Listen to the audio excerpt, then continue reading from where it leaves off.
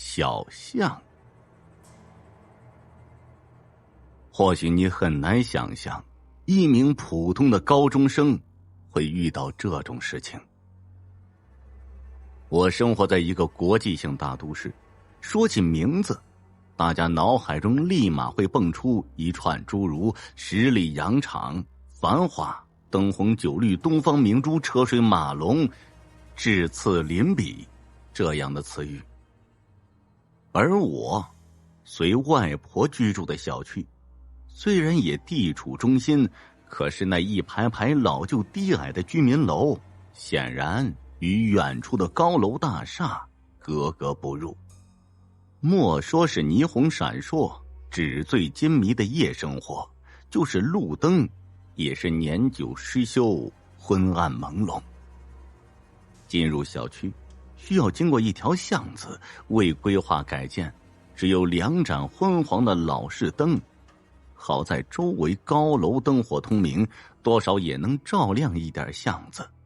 巷子不长，走进小区1分钟左右，但由于巷子尽头是转弯的，所以并不能一眼望到小区的旋转门。我每天晚上晚自习下了地铁，走到巷口也有10点多了。这个城市正是灯红酒绿时，而走进巷子却是另一个时空。缓慢静谧，昏黄的路灯将我的影子拉得老长。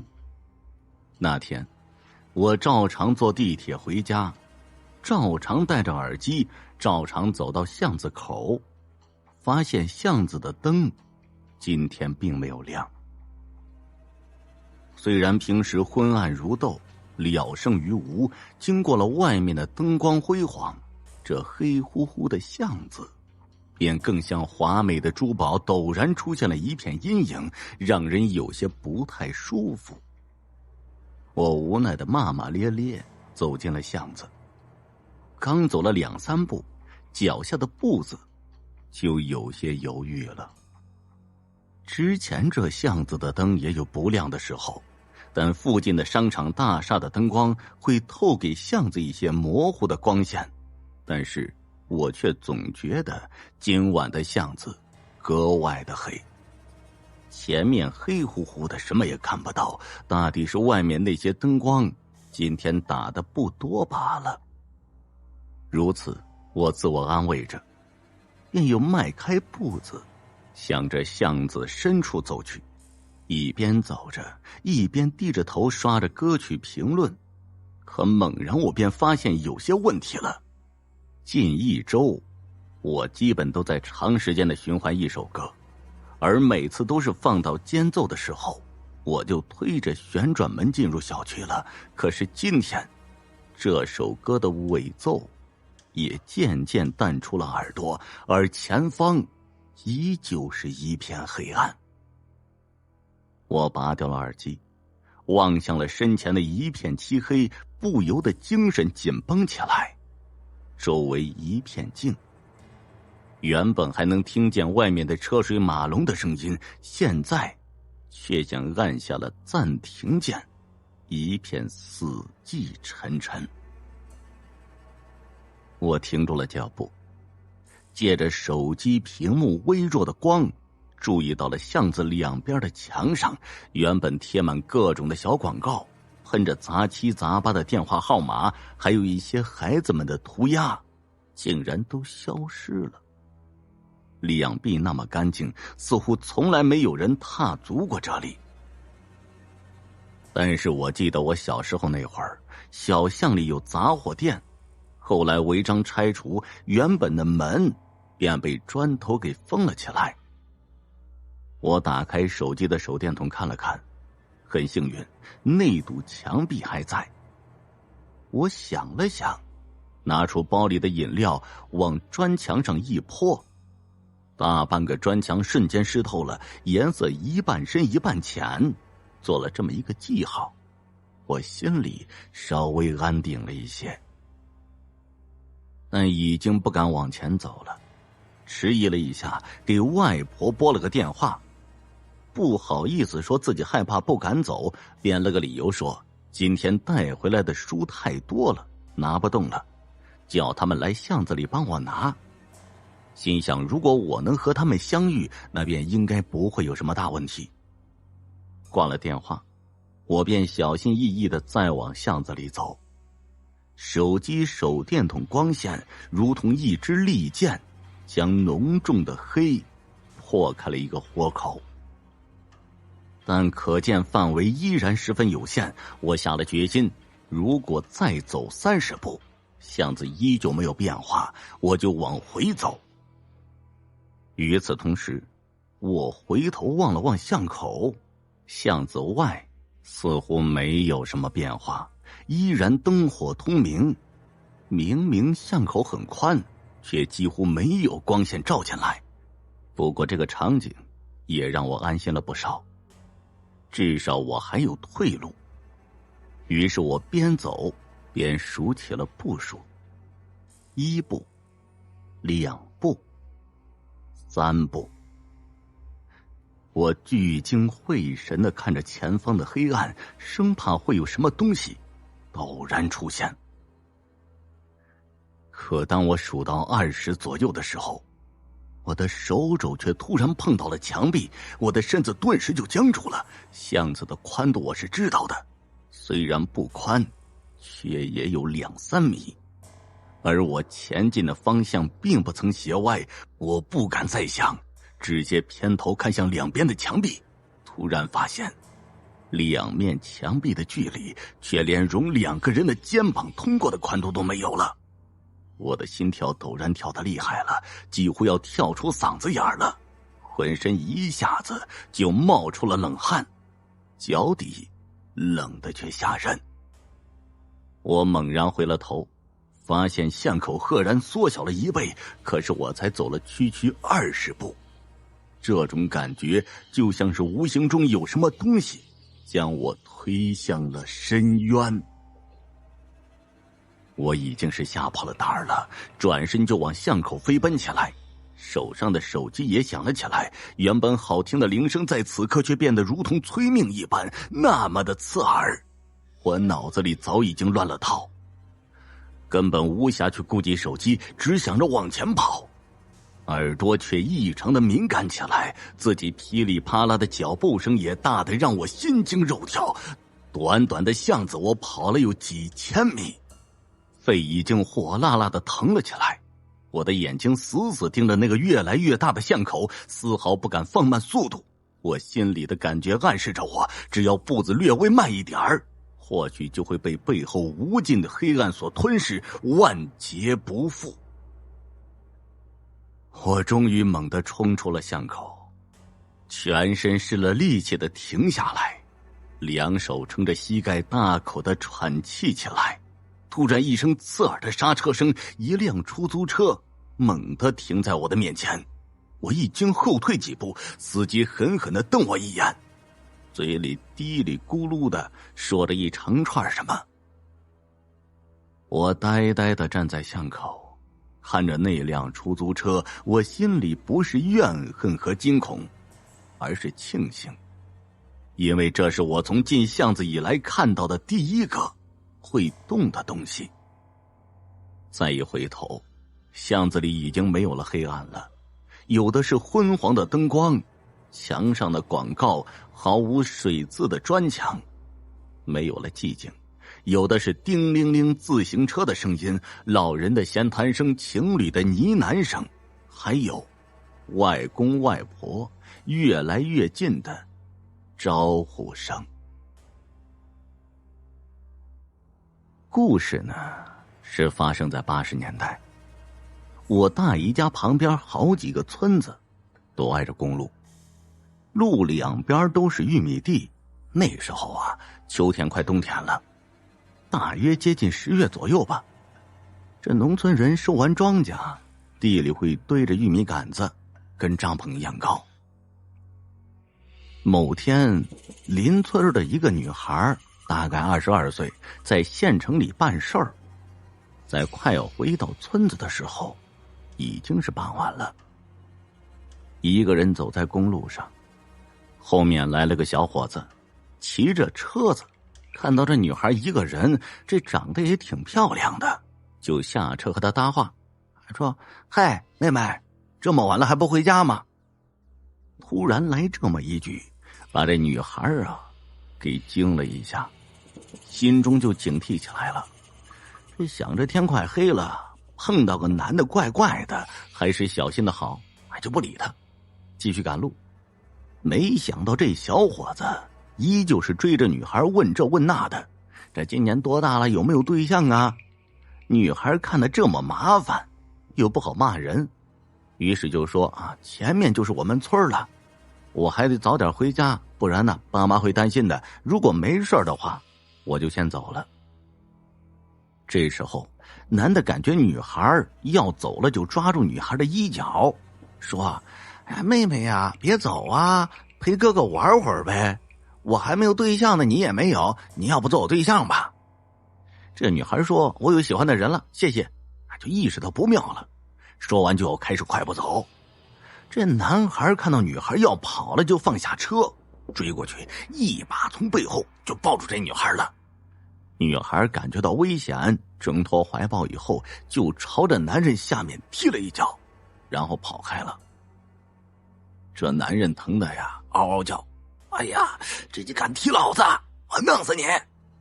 说着就开始追。女孩没有跑多远，就被这男的给逮住了，就要往地里拖。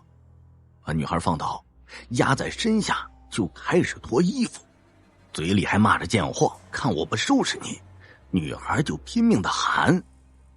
可是傍晚的公路上人很少，这村民会早早的就回家，更不会去村外，没有人听到他的呼救。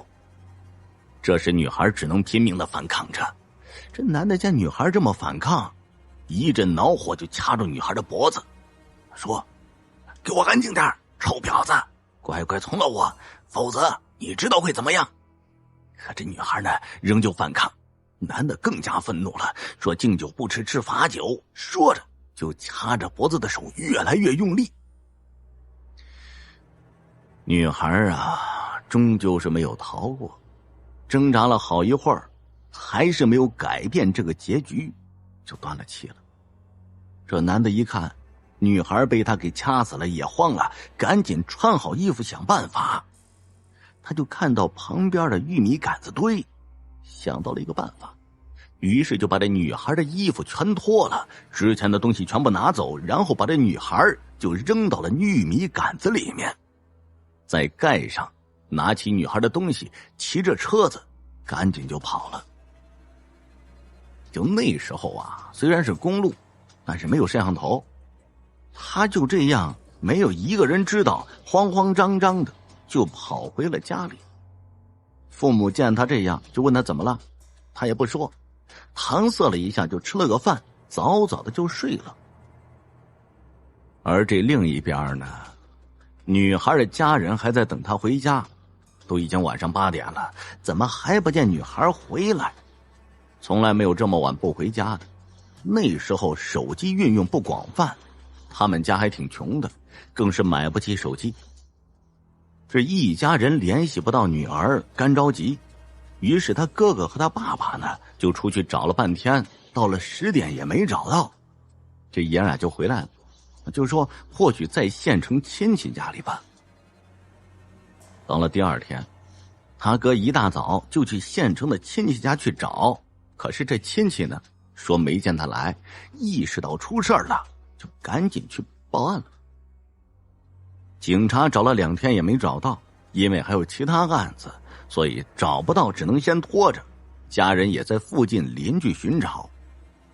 几天以后，有地里的村民因为冷，就去地里拿着玉米杆子回去烧，刚好来到了地里面。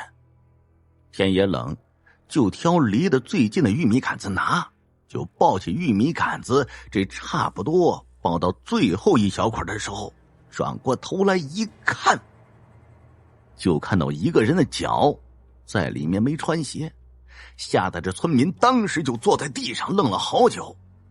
他胆子虽然不大，但是帮村里人办丧事儿，也见过死人的。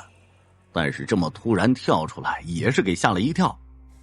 于是呢，他就爬起来凑近了，拨开这玉米杆子，就看到那个腿，然后是全貌，是个女人，全身赤裸，惨白惨白的，已经死了，被藏在了玉米杆子里面。随后就赶紧跑回村里报告村长，然后就报了警了，自己马上跑去地里看着女尸。警察是大约20分钟后来的，现场观察了一会儿，这女尸已经僵硬了，保持着死前的挣扎和痛苦的样子。这验尸官就说死了已经好几天了，是窒息死亡，脖子处发现淤青，身上各处也有明显的伤痕，有反抗的痕迹。死者是被人掐着脖子窒息而死的，是他杀后又被人藏起来的。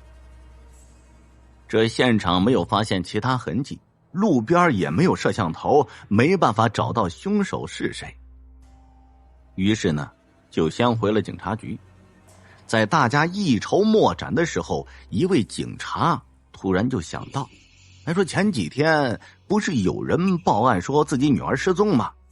这句话一出，所有人都有了方向了，于是赶紧通知家属过来认尸。一家人赶过来，看到女儿的尸体也是一愣，随后就伏在女儿的尸体旁哭了起来。确认尸体以后，就通知全队开会讨论这个案子。可是确认了尸体，但是却没有任何嫌疑人的线索，着实令人头痛。没办法，这案子呢只能先拖着。这几天呢，失去女儿的一家人办完葬礼，还沉浸在悲伤之中。一天晚上，母亲就做了一个梦，梦到女儿说杀害自己的人就在邻村，是个年轻的小伙子，再具体的他也就不知道了。第二天一大早，妈妈就去了警察局，说女儿给自己托梦了，凶手就在邻村。可是警察不信他的话说只是自己失去女儿太过伤心了，就把他妈妈给打发走了。但是有一个警官却信了，在那个年代还是信一点这样的说法。于是这个警官就带着一些警员把附近的村子都走访了一遍，找到了唯一有嫌疑的人。可是村子里有人作证，这小伙子人很好，很热心，也很孝顺，是不可能杀人的。一群人吵着闹着不让警察走，这没有直接证据，也没办法强行带走。这事儿只好又搁置了一段时间。这段时间，这个女孩的灵魂就在附近游荡，找那个杀她的人。终于找到了。就在一天下午，我大姨把我姐哄睡以后，就去邻村家串门了。我姐醒来以后呢，看我大姨不在，想着应该去串门了，就去邻居家找我大姨。我姐走在路上，迎面刮了一阵风，我姐就跌倒了，像是被绊倒一样。这一幕正好被从邻居家出来的大姨看到了，赶紧跑上去扶起来，一看我姐已经晕了，就赶紧抱回家，焦急的等着。这等到晚上7点左右的时候，我姐终于醒了。我大姨在旁边一看醒了，心里这石头呢也就放下了，就拉着我姐的手问怎么了。但是我姐却没有理会我大姨，而是看了看周围的景象，就跳下床在地上。这看来看去像是没见过一样，一会儿又来到床边，看到这床单就说：“哎呀，这床单真好，真好看，这家里真漂亮，蹦蹦跳跳的。”我大姨和姨父直接就看懵了，就感觉这孩子咋就这么奇怪呢？这个时候，我姐说自己饿了，想吃饭，要吃大米饭。听到我姐这么说，我大姨和姨父又懵了，心想这孩子可是长这么大从来不喜欢吃米的呀，今天是怎么了？不过看孩子说想吃了，大姨就焖了大米给他吃，结果我姐就像大半辈子没吃过饭一样的狼吞虎咽，这不一会儿就吃完了2大碗。我大姨看孩子越来越奇怪，这时候我大姨和姨父看我姐吃饭的样子就犯嘀咕，这心想这孩子今儿可是怎么变成这个样子了。我姐吃完饭就站起来要收拾碗筷，我大姨就说不用了，平你别收拾了，玩去吧，我们洗。然后呢，我姐听他们这么一说就愣了，说我不叫平儿啊，我叫月月，张灵月。我大姨吓了一跳这我姐这句话一说，我大姨瞬间就明白了，说月月你去玩吧，我洗碗去了。然后呢就对姨父说，这孩子指定不对劲儿，你去村里找李老婆子吧，让她来看看。不一会儿，这李老婆子就过来了，进门一看这孩子就说我知道了，今天晚上先哄好了睡觉，我回去准备一下，明天过来。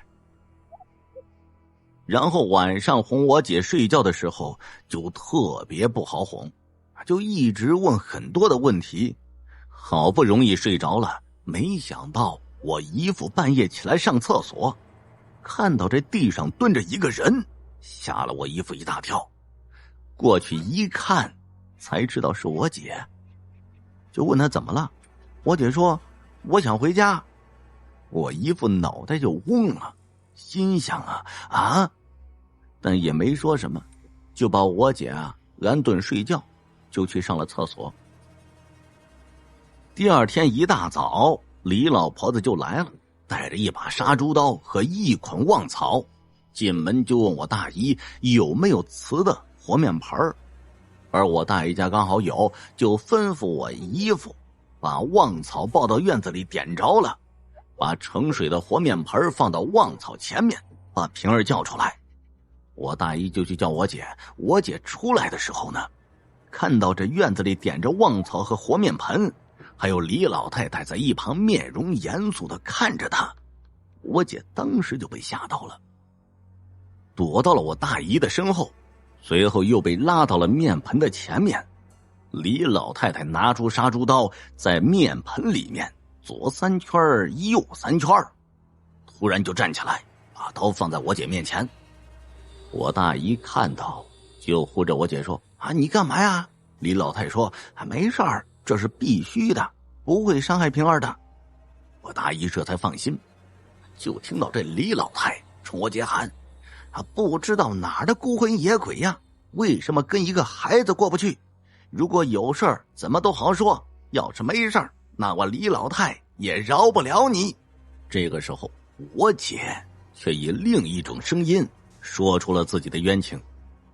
原来她就是前些天被人给杀害的邻村女孩，因为拿那个人没办法，所以才请人来帮忙，恳求我们大姨一家可以帮帮她找到她的父母。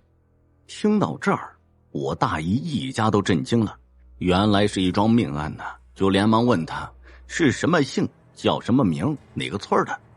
然后她说了自己是哪个村的，叫什么名字。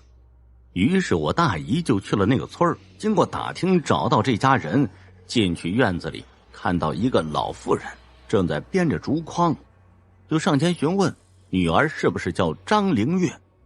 这老妇人就很奇怪，说你怎么知道的？接着又露出了悲伤的神色，说女儿前不久刚去世了。就问我大姨是要干嘛。我大姨就说你女儿的冤魂附在我女儿的身上，来给你们送消息来了，她知道凶手是谁，你们报警吧。然后呢就跟着我大姨一起去了他们家，去见了我姐。一进门，我姐就哭着跑到那个妇人面前，说妈妈我好想你呀。他们都哭了。我姐就说凶手是邻村的，随后就报了警，带警察去了那个村子，找到那家，就是之前村口的那个好男孩。进到院子里，一个老妇人就迎上来问警察有什么事儿。警察问你儿子呢？老妇人说他不在，今天一早就拿着一包东西跑出去了，不知道去哪儿了。于是警察在村子里找了一圈，在后山的坟地里发现正在烧东西的男的。男人一看到警察撒腿就跑，来到2个警员，把火扑灭，看看烧的是什么。另外的人呢就去追那个男人。看到警察以后，他转头要跑，但还是没跑掉，被抓到了，带回去问话。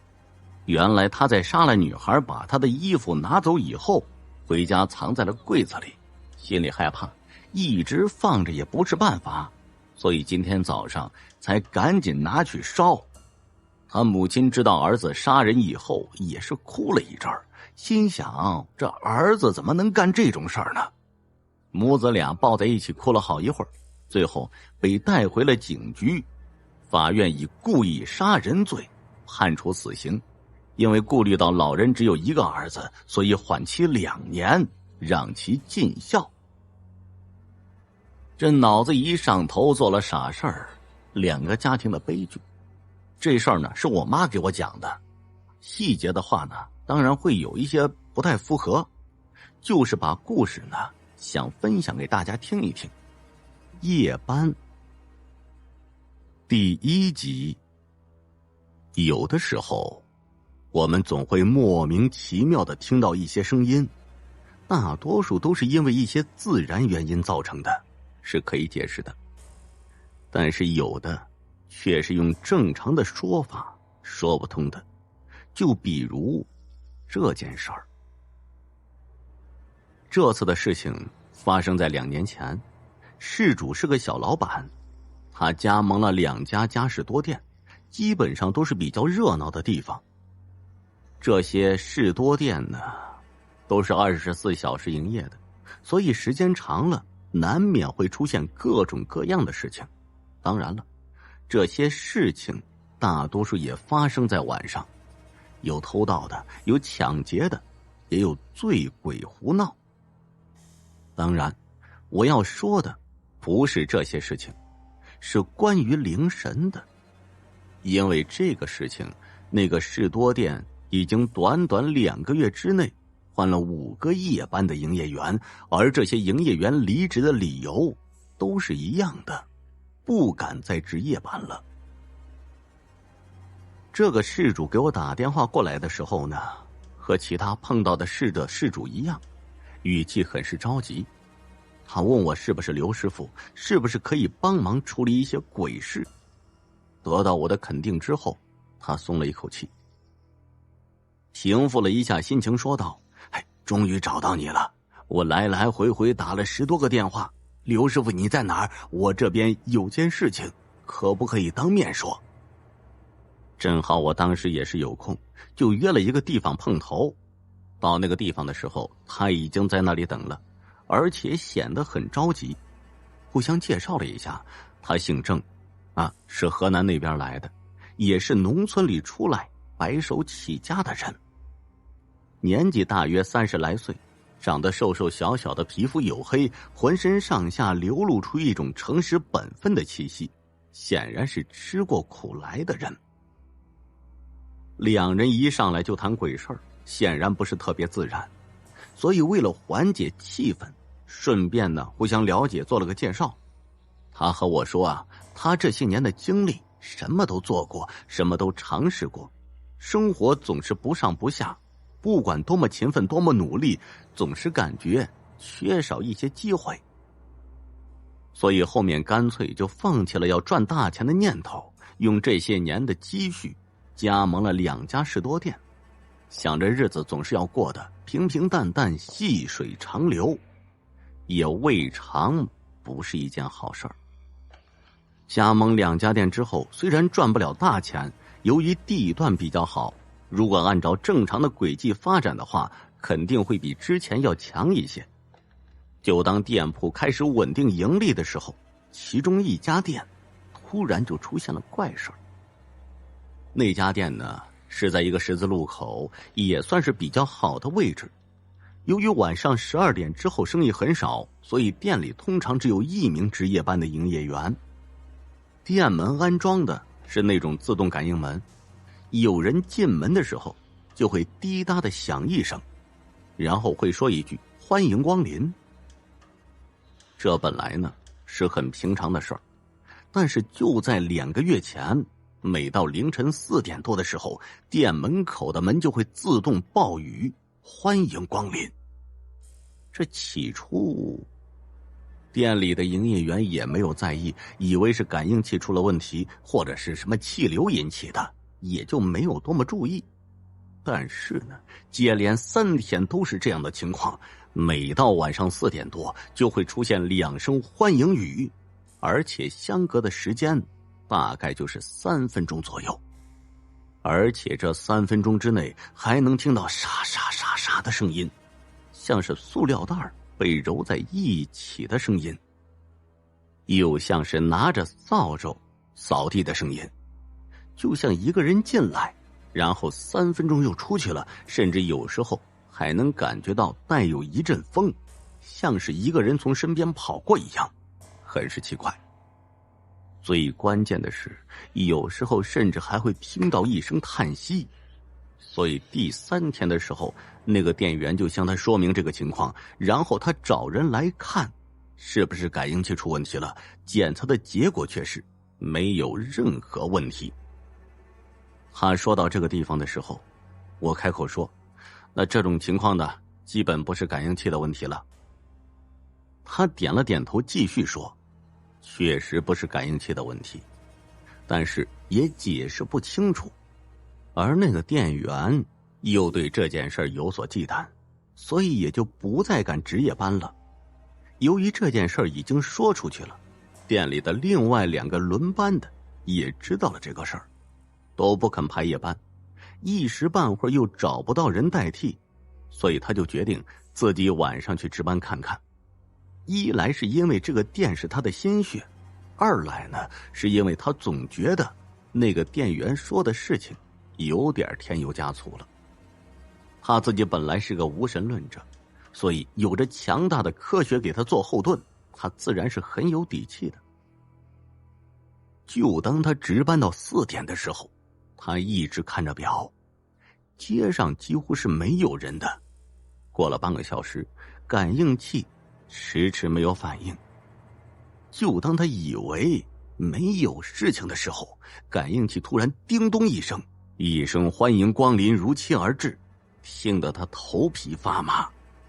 因为那个检修感应器的人和他说得很清楚，这个感应器没有任何问题，除非是有人从下面走，否则的话，就算是大风也不会无缘无故的响起来。就算是大风也不会无缘无故的响起来。他想起检修人员的话，也有些紧张了。明明没有人走过，却感应到了。这种事情说奇怪也不奇怪，如果坚持也会找理由来说服自己的。但是接下来他的所见所闻却让他再也找不到理由来说服自己了。他听到的和那个店员说的一模一样，撒撒撒声音，甚至还有碰撞到木棍货架的声音。过了3分钟左右，又是一声提示音，然后才归于平静，就好像什么都没有发生过似的。我就问他，你说的沙沙沙的声音是什么声音，大不大？他说不大，很细微的，只是那时候外面没有人也没有车，十分的安静，除了冰箱里面制冷的声音外，就没有其他声音了，所以多出来的声音却很小，但是也听得很清楚。至于那个声音是什么，他说我感觉是扫地的，又不像，总之很奇怪。我就问他然后呢？他说由于这个店子几乎是花掉了他一大半的积蓄，又暂时找不到值夜班的人，所以他就自己值夜班值了1个星期。虽然这个情况每天都会出现，但是好像除了一点声音之外也没有什么影响。习惯了之后也就没有感觉害怕了。但是他不可能一直在这里值夜班，因为还有家庭要照顾，所以1个星期之后他就找到新人了。但是1周之后，那个新人也辞职不干了，后面也是一样，连续换了3个，都没有做到1星期就走了，而且分毫工资都不要。自从那个事情发生之后，他店门口的招人启事就没有摘下来过。顺便要求上面还有一条，胆大能值夜班的优先。这胆大最大的就是上一个营业员了，做了半个月，最后还是坚持不下去了。坚持做了半个月，也是为了能有半个月的工资，才坚持了这么久的。所以到现在，店里基本上没有值夜班的了，少一个班次就代表少一个时间段的收入。这种地方租金本来就不便宜，如果不能做成24小时的，那可能就会入不敷出，根本就赚不到钱了。所以他才急了，如果这样一直下去，估计就开不下去了。通过了很多途径，这才找到我，并且希望我能帮帮他。他实在不想自己辛苦经营的事业又要付之东流。我说，听你这么说，应该是有灵魂在作祟没错了。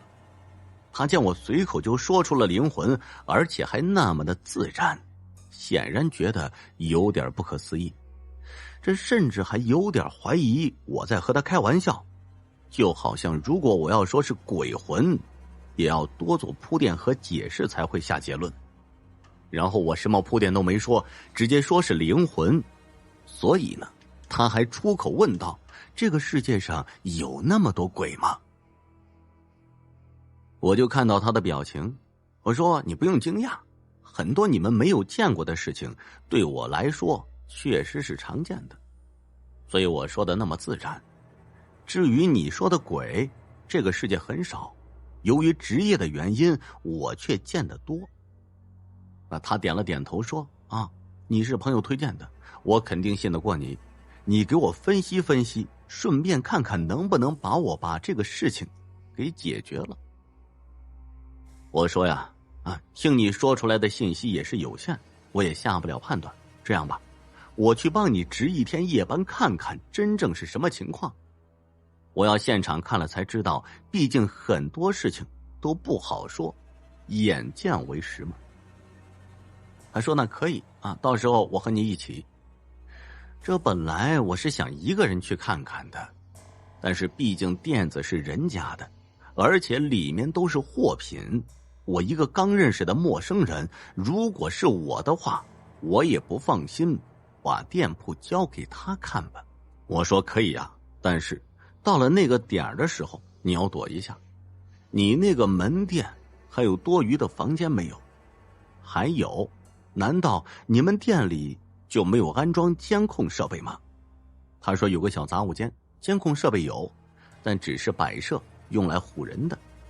那我就说没有监控啊，那个杂物间就好，到时候你就躲到那个小杂物间里面，把门虚掩着就行。那之所以要他躲一下呢，是因为如果以前只是一个人，突然又多出来一个人呢，万一把他吓住不敢进来，我就什么也查不了了。那之所以要他把门虚掩着，是因为要给他一个安心，让他随时可以看到我。毕竟一个人的阳气远远没有2人的阳气强。他点了点头说可以，那就今天晚上吧。我说你告诉我你的店铺在哪儿，我早上3点钟再过去。过去早了也没用，我现在在家里睡一觉。他说就在市桥繁华路那边。我说那倒不远，今晚3点我来和你换班。当天晚上睡了一觉之后，凌晨3点我准时就赶到了郑先生的士多店。由于周围的店铺都关门了，所以很好找。进了店之后，果然听到了一声叮咚，还有紧随而来的一句欢迎光临，清脆刺耳。郑先生坐在进门左手边的收银台，连忙站起来说，你够准时的呀。我笑了一下说，还没来吧。他说接下来我们怎么搞？我说我先看看，然后在士多店里面转了一圈，看到了他说的那个杂物间，打开之后里面有一些货品，大多是一些饮料一箱一箱的。还有就是一些清洁用具，还有一个椅子。房间很小，显得很是拥挤，但是藏一个人还是藏得下的，甚至还可以坐在里面。而且那个房间门是虚掩着的，能够直接透过门缝看到收银台，感觉一切都很正常。我又拿出罗盘，在店里面到处找了一圈，还是很正常。这个时候已经凌晨3点半了。我说郑哥，你先去杂物间，我来给你值班。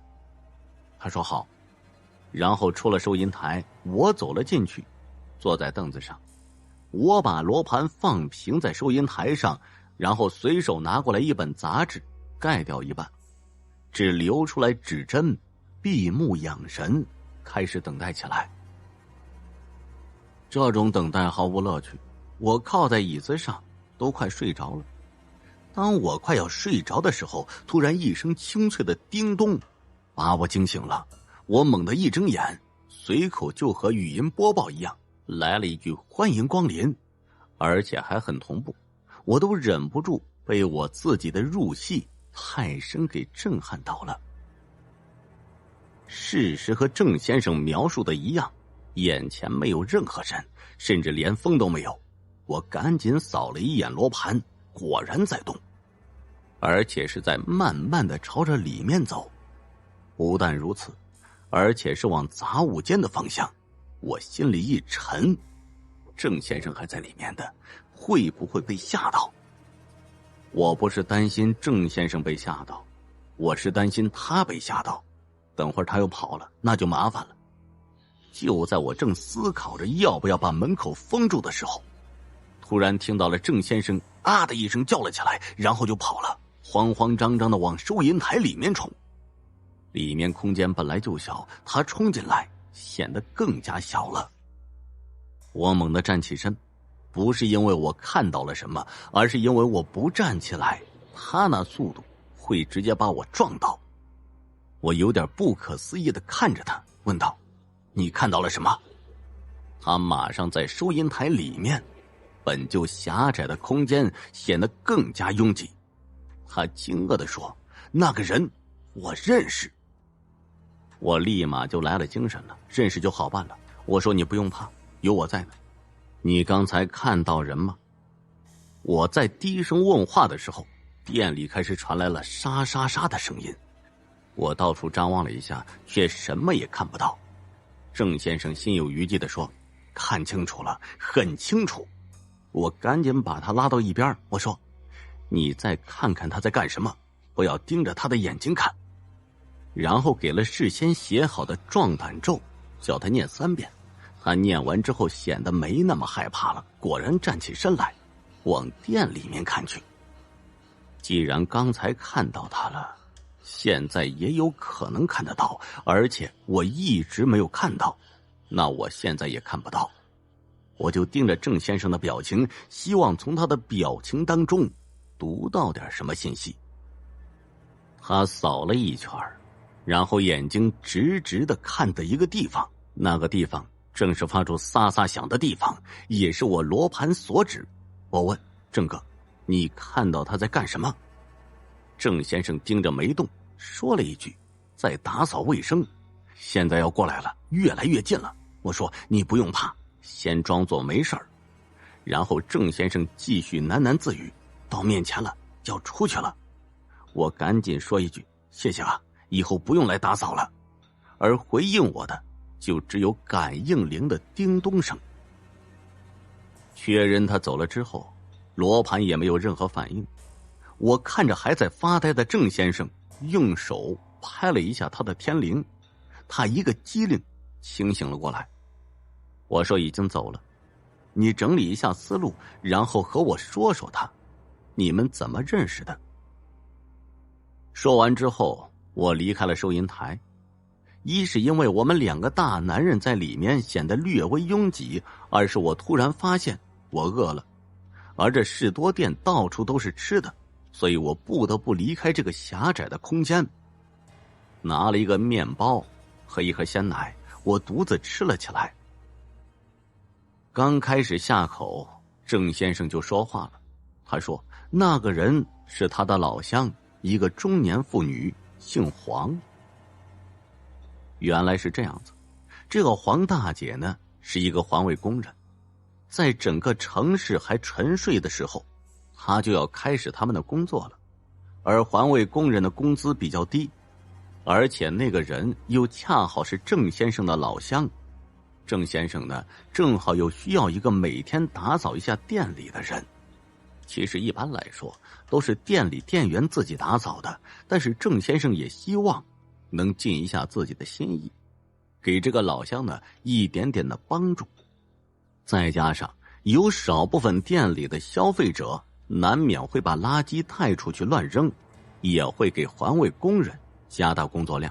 所以双方协调好了，黄大姐在每天上班之前先来郑先生店里打扫一遍，郑先生呢就一次给他10块钱的报酬。其实也不算低，因为工作量不大，稍微扫一下再拖一下地就可以了，10分钟就可以搞定。而在黄大姐当初和郑先生协商的时候，郑先生也爽快一次性付了3个月的报酬，也就是900块。可是在协议达成还没有1个月，也就20来天，黄大姐突然就没来了，而且也没有环卫那边上班了。开始的1、2天她还没有在意，但是过了差不多1个星期，她觉得有种被骗的感觉，就去找了黄大姐的同事。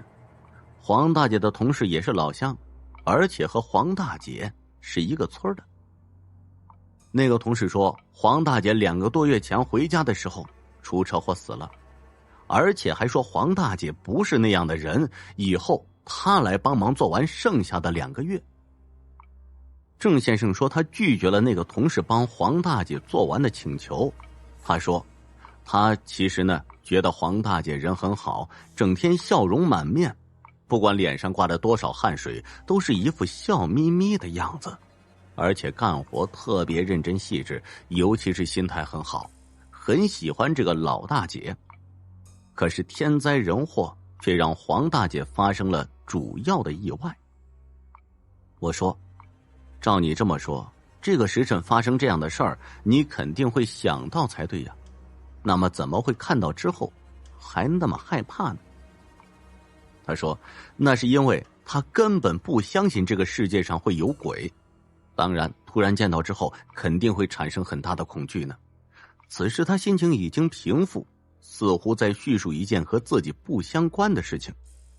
我说3个月是不是快到了？已经2个多月了，而且之前黄大姐还来做了20多天。郑先生听我说完，然后就拉开了收银台最底下的一个抽屉，找出了一张皱巴巴的纸，看了一下，他说还有3天。我想那个纸应该是黄大姐给他的一个收据之类的东西。我说那得让黄大姐做完这3天才能作数。听我这么一说，郑先生面露喜色说道，是不是做完这3天黄大姐就不会来了？虽然黄大姐是一片好心，但是我还是想好好的做生意，要不然一直这样下去，我这个店呢就没办法做下去了。我想了一下，因为之前郑先生看到了他，甚至还大叫着冲了出来，但是他却毫无反应，只是做自己该做的事情，所以可能已经是无意识的凝神了。现在做的这一切行为动作，只是当初一个放不下的心结，一丝执念。而没有任何意识的凝神是没有时间观念的，就像拉磨的驴一样，蒙上眼睛，就只知道一直在原地打转，机械的去做着他认为是使命的事情，而且没有人喊停的话，是不会停下来的。所以我粗略判断，如果没有人制止他的行为，他会一直做下去，因为他已经不记得3个月是多长了，他所做的一切已经是由那一丝执念转变成了一个习惯了，而且是很机械的。但是这样的事情在我看来很悲惨，为了一个承诺和一份责任心，影响别人不说，还耽误了自己轮回，这是一件没有任何意义的事情，相反的，还特别的不值得。我把我的推断给郑先生说了一下，然后郑先生有点担心地说：“你应该有办法吧？”我说：“我肯定有办法，但是这个事情你可以自己做，所以你现在可以做个选择。第一，就是我告诉你方法，你自己来做，这样报酬方面可以减去一半，而且很简单，我相信你可以做到。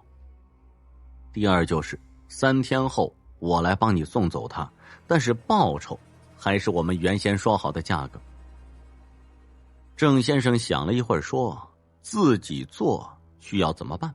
我说：“很简单，当黄大姐最后一天打扫完了之后，你点点蜡烛，烧点纸钱祭拜一下，我会给你一些东西，你把这些东西放在指定的位置就可以了。”他说：“就这么简单？”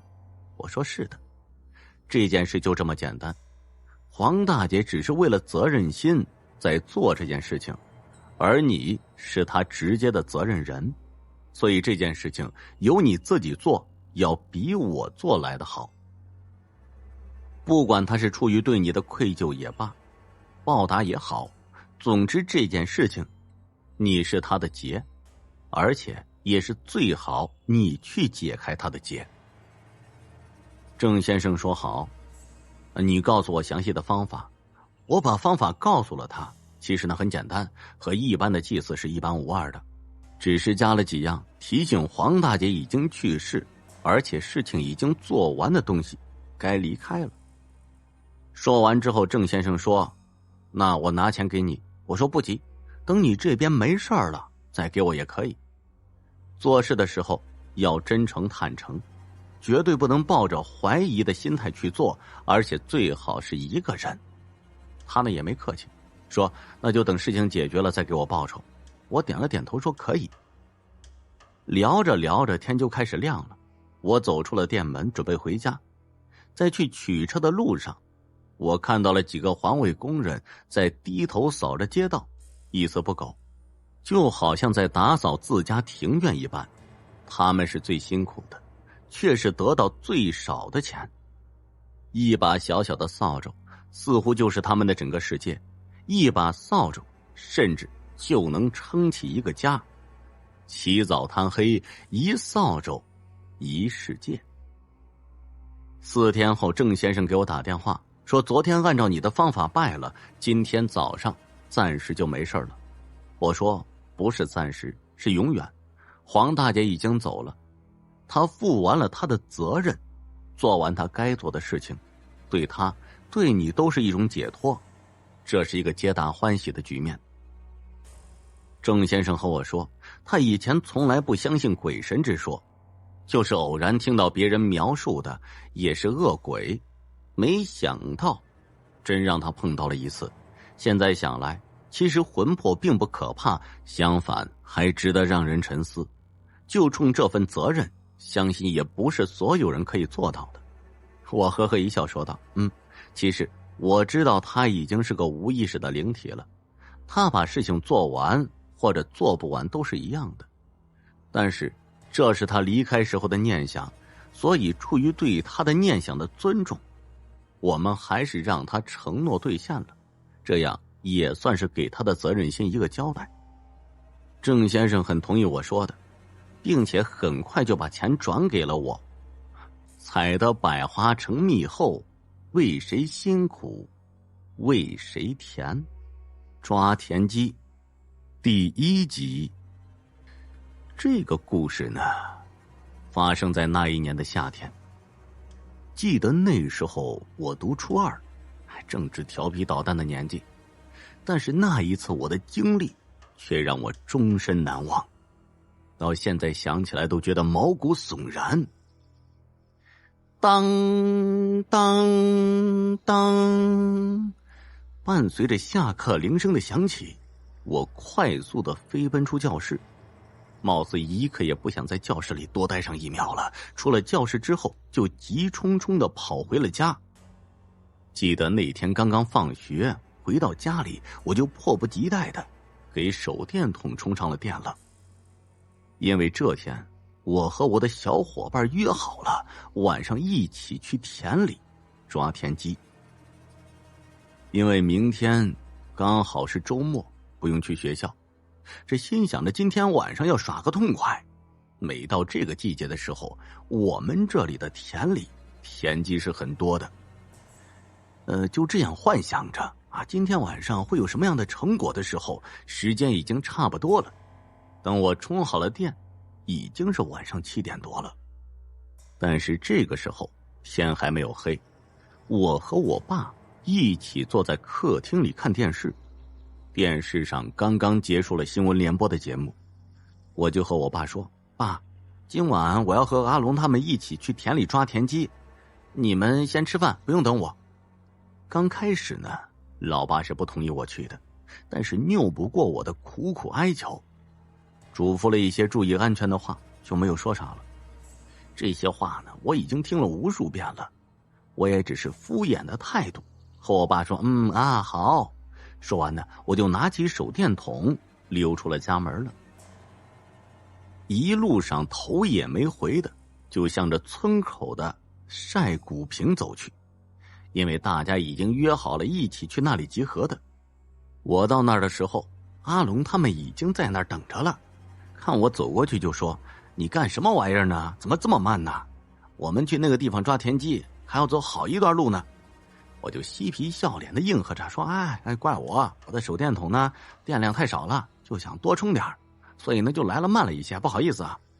就这样寒暄了几句，我们5个人一起就出发了。这一路上呢，大家是有说有笑的，不知不觉已经走了2/3的路了，马上快到目的地了。我们翻过了2座高山，站在山顶望着山下的稻田。这时候呢，已经天黑透了，一轮月亮高高的挂在天上，时不时的还有一缕细漫的乌云掠过，身后的沙木林在风的作用下沙沙作响。我的影子在手电筒的照耀下拉得老长，时不时的还传来几声不知名的鸟叫声，显得很突兀。因为我们好几个人，因此我也就没有想那么多。这个时候阿龙说，你们害怕吗？听说这个地方不干净。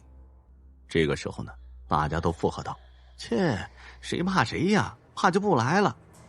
虽然呢我心里也这么说，但是心里还是有点怕那个的。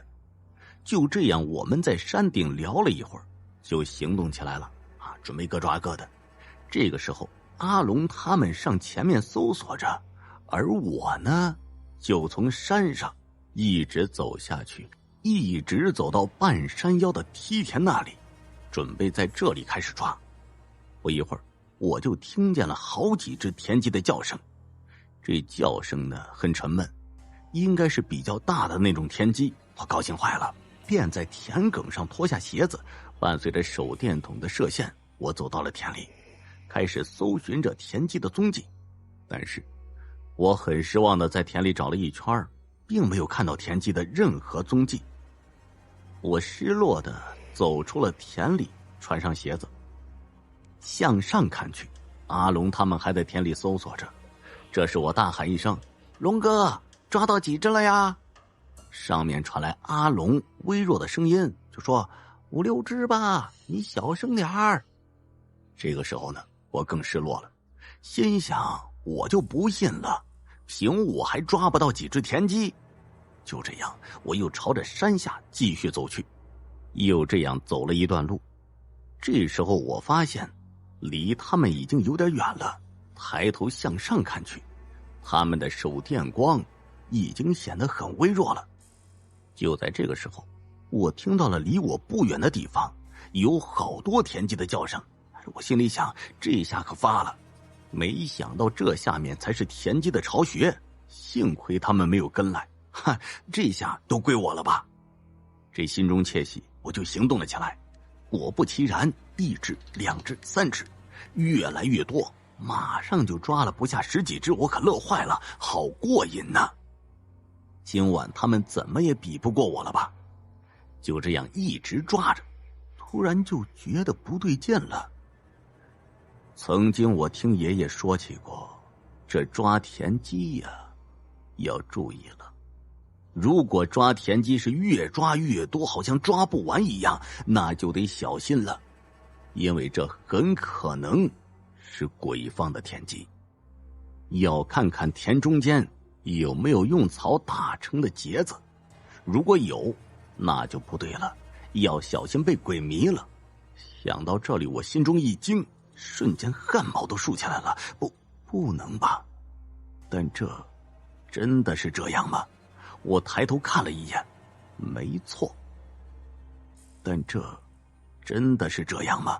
我抬头看了一眼，没错。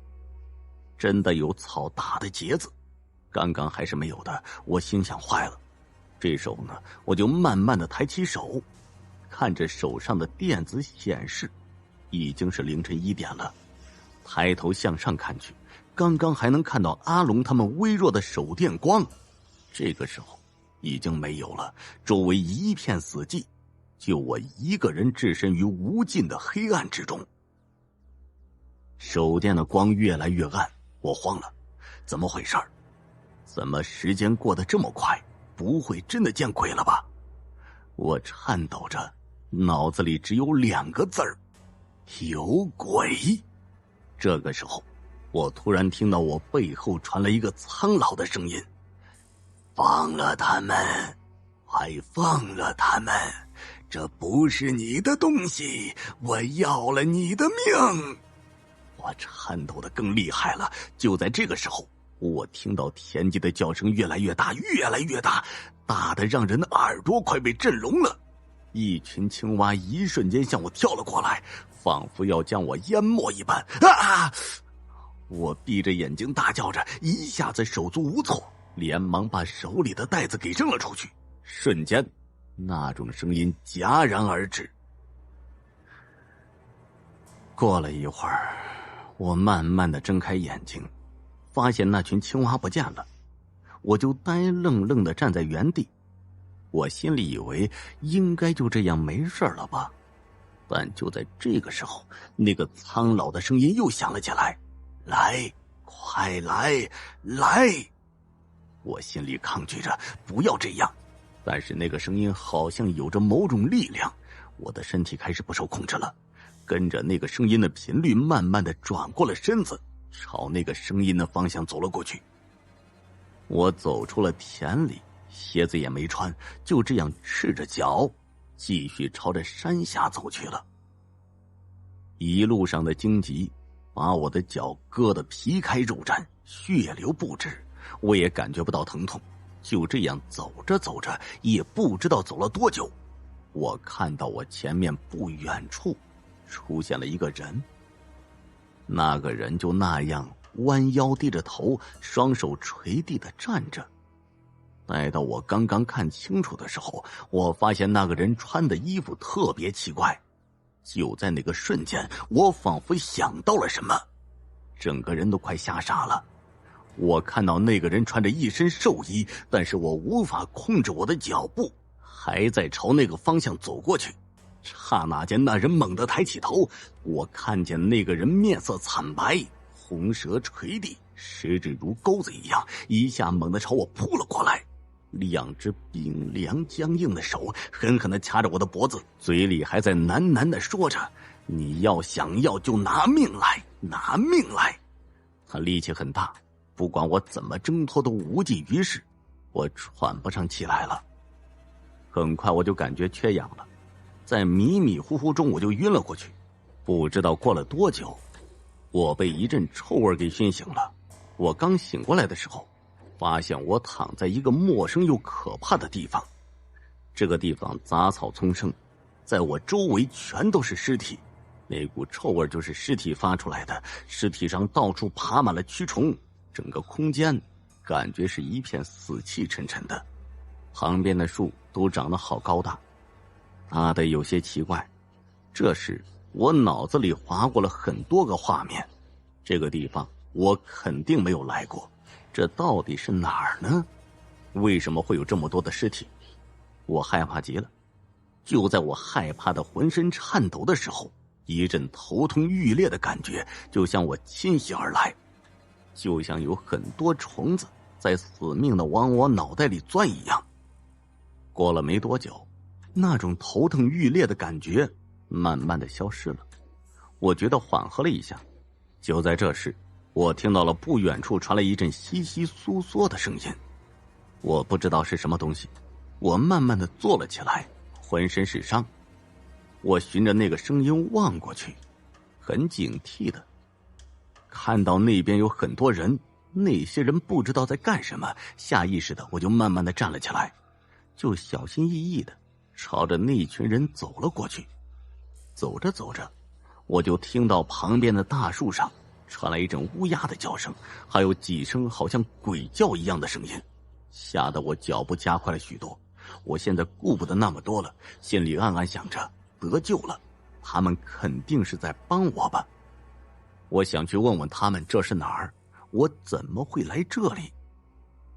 就在刚走出去没几步的时候，突然刮起了一阵阴风，风很大，把我吹得连连后退，眼睛都睁不开了。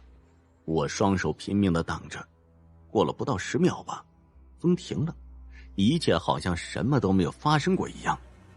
就这样，还没等我缓过神来，我看到刚刚还在讲话的那群人一个个的躺在地上，东倒西歪的姿势很是怪异。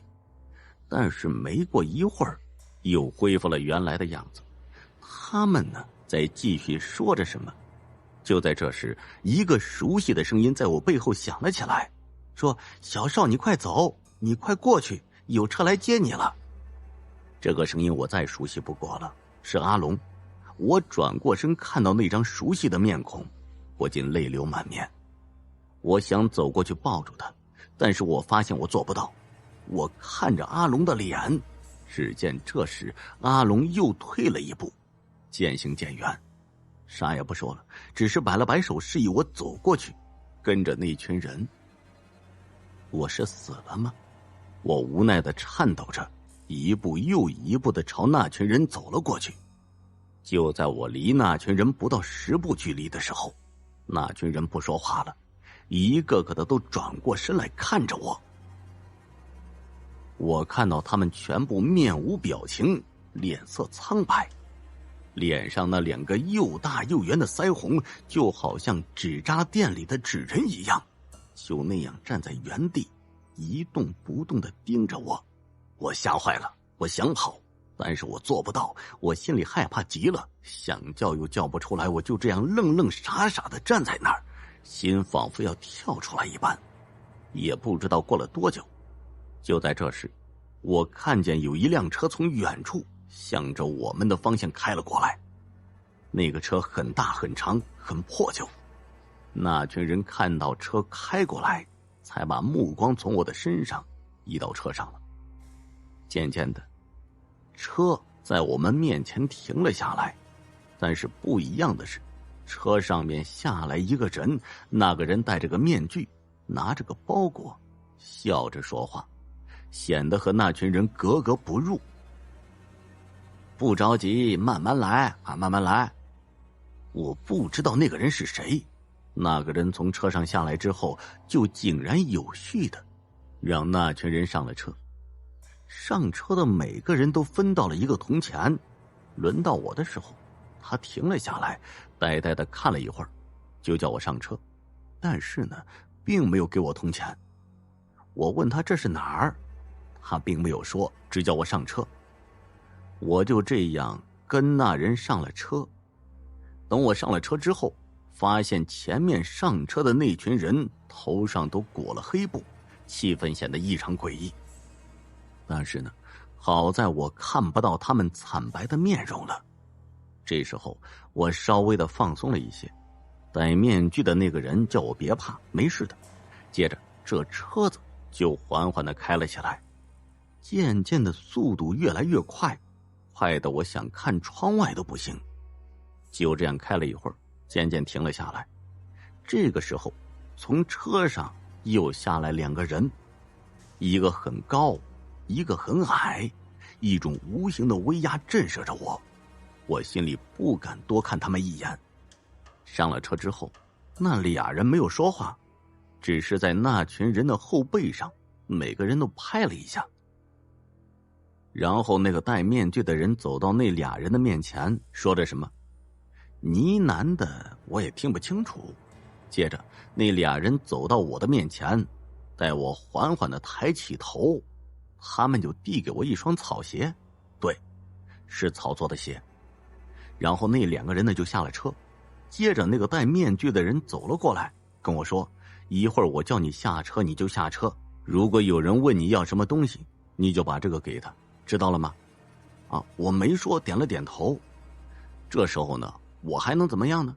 接着车又开了起来，那个戴面具的人就在不远处低头好像念着什么。渐渐的车停下来，那个戴面具的人望向我，叫我快下车。然后我身体不受控制的就走下了车了。我想对那个人说声谢谢，但是发不出任何声音。我下车之后转过身，发现车就不见了。出现在我面前的是一口井，那井很大，比普通的井大了多了。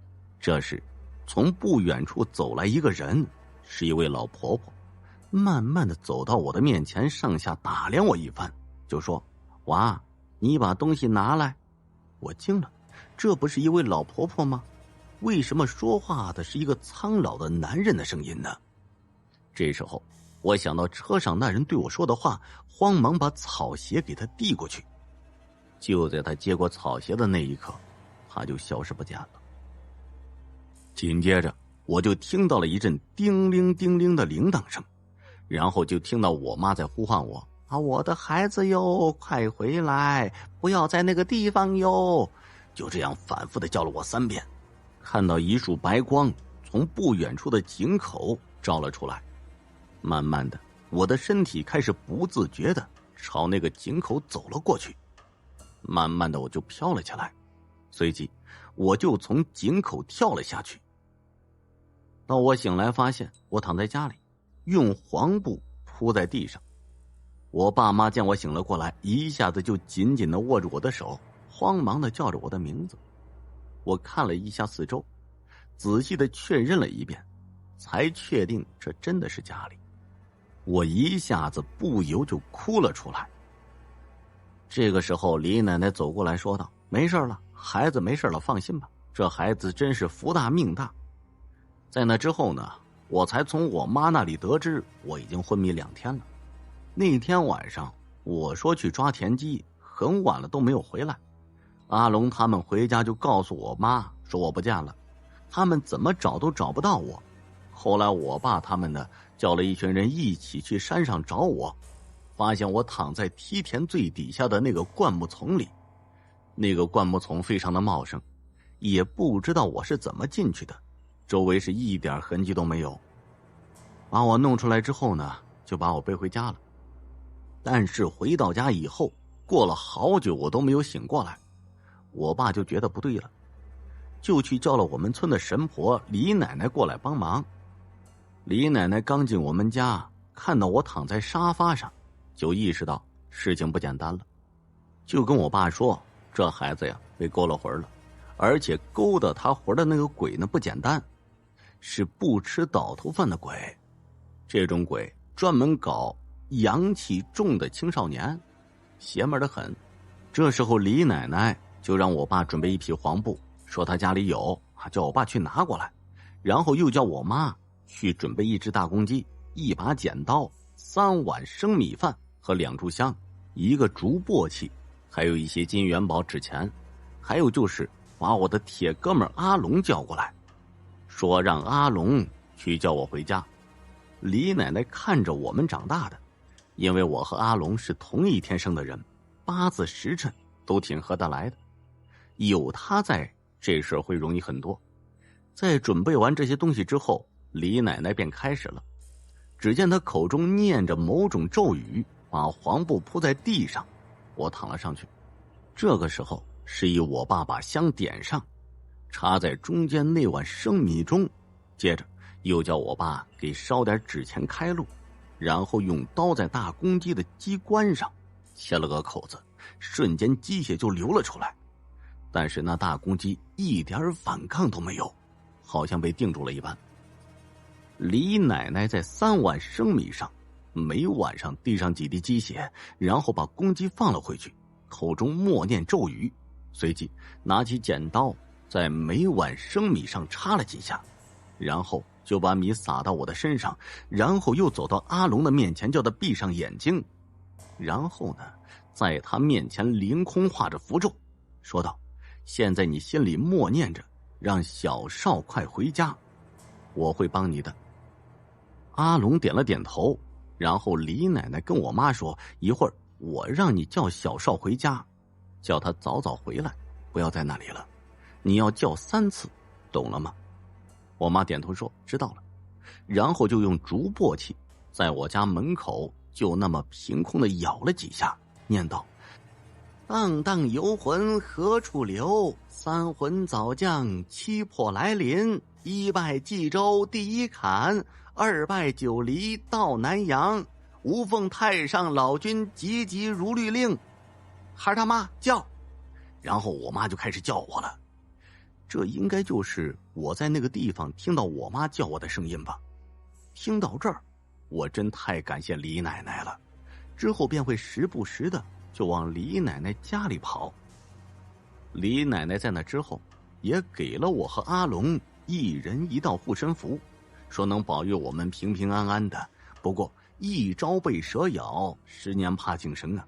从那之后我一个人再也不敢晚上出去了，真的是太邪门了。